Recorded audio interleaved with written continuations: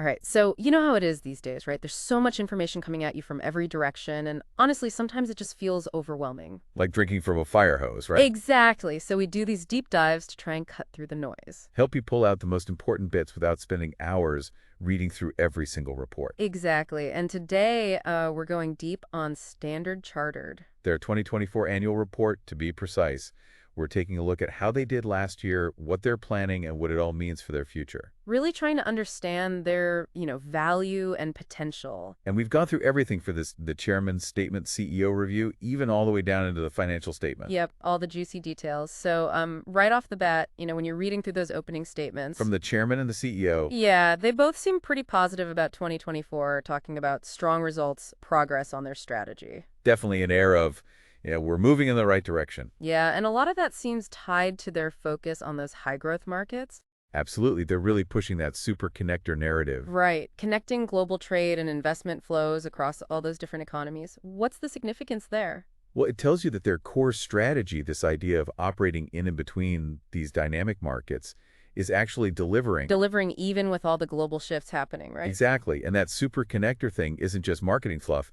They're serious about capitalizing on how interconnected these economies are becoming. Right now, here's where things get interesting. They're talking about refining their strategy. Putting even more emphasis on certain areas. Yeah, like cross-border corporate and investment banking. Basically helping big companies across different countries do deals and move money around. And then on the other side, wealth management for those more affluent clients. It's almost like they're saying, hey, these are our sweet spots. This is where we excel. Exactly. So if you're looking at this as an investor, what's the message there? The message is they're prioritizing areas where they see the most growth potential and where their existing network gives them a real edge. Because that international network is a huge asset, right? Absolutely. It's not just about having a presence in a bunch of countries. It's about actually facilitating cross-border activity. And especially in those fast-growing regions they're focused on. Right, where the real action is. Now, on the flip side of that, they're reshaping their mass retail business. Streamlining things, focusing on those future affluent clients and international banking services. Which also means exiting some markets. That's a big shift. It is, and they even acknowledge that it's tough to leave markets behind. So why do it? It all comes down to resource allocation. They believe they can have a greater impact by focusing on those segments that really align with their refined strategy. So the cross-border corporate clients and the wealthier individuals. Exactly. It's a strategic trade-off. They're prioritizing long-term growth and value creation, even if it means scaling back in some areas. Makes sense. Now, they also keep mentioning this Fit for Growth program. Yeah, they launched it back in February 2024. Sounds like a pretty major internal shakeup. What are they trying to achieve with that? Think of it as a complete overhaul of how the bank operates.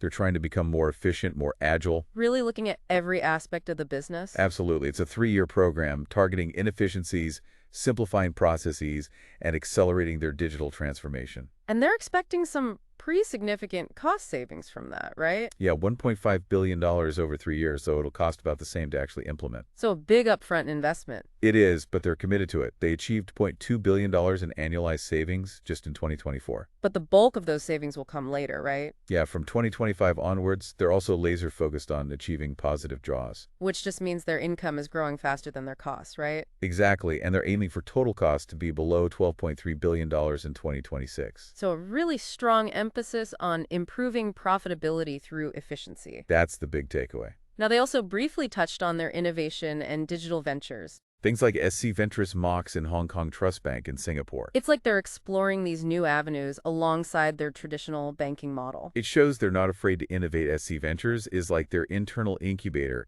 testing out new financial technologies. And Mox and Trust Bank are real-world examples of that. Exactly. They're jumping into the digital banking space, and Trust Bank is actually growing really fast, almost 1 million customers in Singapore already. Wow, so that's a good sign. It shows they can adapt and attract customers with these newer digital-first models. Okay, let's dive into the numbers now, the key financial highlight. Let's do it. Their return on tangible equity, or ROTCE, jumped to 11.7% in 2024. A big increase from the previous year, and they're aiming for around 13% by 2026. So for someone who doesn't follow banking super closely, what does that number actually tell us? Basically, it tells you how efficiently they're using their assets to generate profit. So a higher ROTCE is better? Absolutely. In this case, it means they're generating almost 12 cents of profit for every dollar of tangible equity.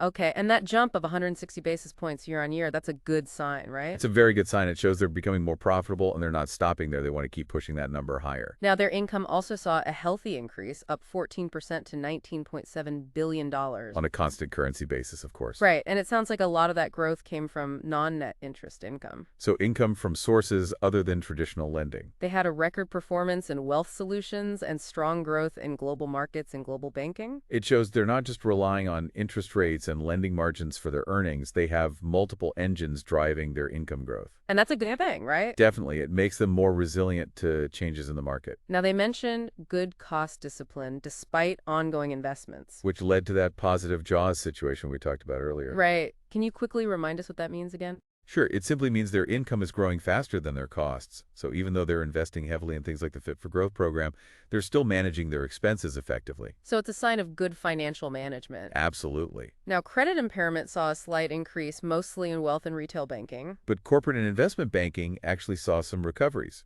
What's happening there?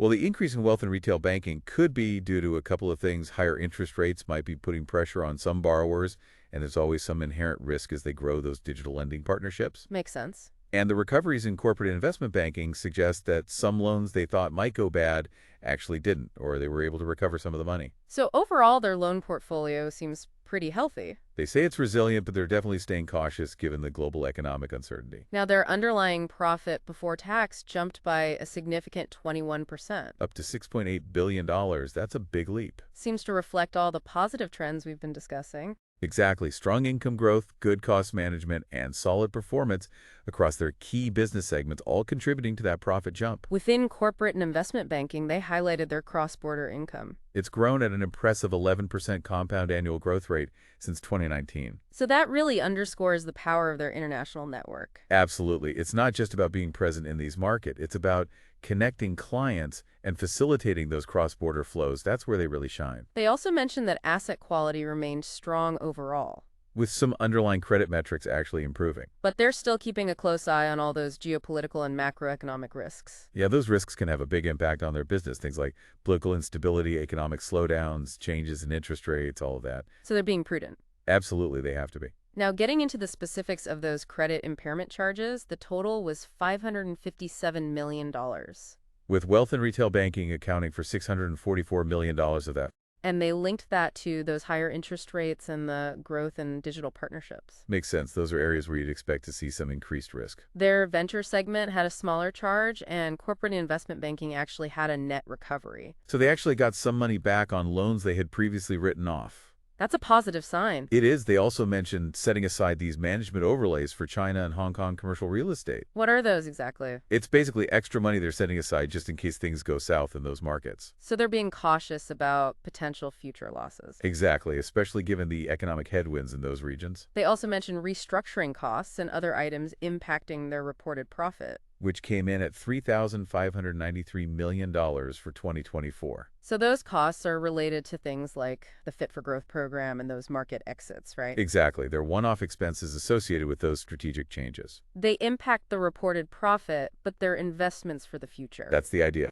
Now, looking at their balance sheet, their advances to deposits ratio stayed stable at 53.3%. And their liquidity coverage ratio dipped slightly to 138%. Can you explain what those ratios mean? Sure, the advances to deposits ratio tells you how much of their lending is funded by customer deposits. So a stable ratio is good.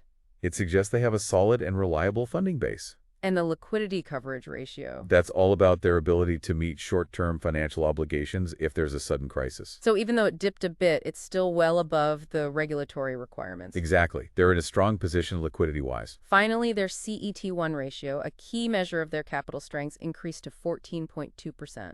That's a good thing. The CET1 ratio basically tells you how much core capital they have relative to their risk-weighted assets. So a higher ratio means they're more resilient? Exactly. It means they have a bigger buffer to absorb potential losses, and they can support more growth in the future. It's also important for regulatory compliance and investor confidence. Okay, so how are they planning to keep generating value for their shareholders? Well, dividends and share buybacks are a big part of that, They increased both their interim and final dividends for 2024. bringing the total to 37 cents per share, up from 27 cents in 2023. So a nice boost for investors. It shows they're confident in their future earnings and they're committed to returning capital to shareholders. And they also increased their share buyback program to $2.5 billion dollars. Up from $2 billion the previous year, share buybacks are a way to reduce the number of shares outstanding. And that can benefit shareholders in a few ways, right? Yeah, it can potentially increase earnings per share, and it often leads to a higher share price. Okay, as we wrap this up, what's your overall take on Standard Chartered's future based on this report? Well, the chairman talked about a renewed level of ambition and the need to adapt to a changing world. What do you make of that? I think it's a recognition that while they had a strong year, they can't afford to stand still. The global landscape is constantly evolving, and they need to stay ahead of the curve. And they seem to be doing that with their strategic focus on those high-growth markets and specific client segments. And their commitment to becoming more efficient through the Fit for Growth program. Right, and the CEO really emphasized their unique position, connecting those corporate, institutional, and affluent clients to opportunities in Asia, Africa, and the Middle East. That's a key differentiator for them in today's globalized world. They have a deep understanding of those markets, and they can facilitate connections and transactions that other banks might struggle with. Risk management is also front and center. They talked about their vigilance across all sorts of risks. Yeah, they're not just thinking about traditional credit and market risks. They're also looking at operational, technological, cyber, and ESG risks. So they're taking a holistic approach. Absolutely, they have to in today's complex environment. They also acknowledge the challenges and opportunities presented by this less integrated global landscape. Yeah, things like geopolitical tensions, economic shifts, evolving trade relationships, those can all impact their business. And they specifically mention competition from fintechs and the impact of AI. Which is smart. They need to be aware of those disruptors and figure out how to adapt. Their focus on sustainability also seems to be intensifying. Yeah, they're making progress on their net zero roadmap, and they're involved in various ESG initiatives. So it's not just lip service. No, it seems like they're genuinely committed to integrating sustainability into their operations. Okay, so to sum it all up, Standard Chartered had a strong 2024. They have a clear strategy, they're returning value to shareholders, and they're aware of the challenges and opportunities ahead. And they're taking steps to address them through things like the Fit for Growth program and their sustainability efforts. All right, so here's a final thought for you to ponder. Standard Chartered is making a big bet on affluent clients and cross-border connections in those dynamic emerging markets. And that puts them in a very interesting position as the world continues to shift. The question is, can they navigate all those geopolitical and technological changes effectively enough to capitalize on that potential?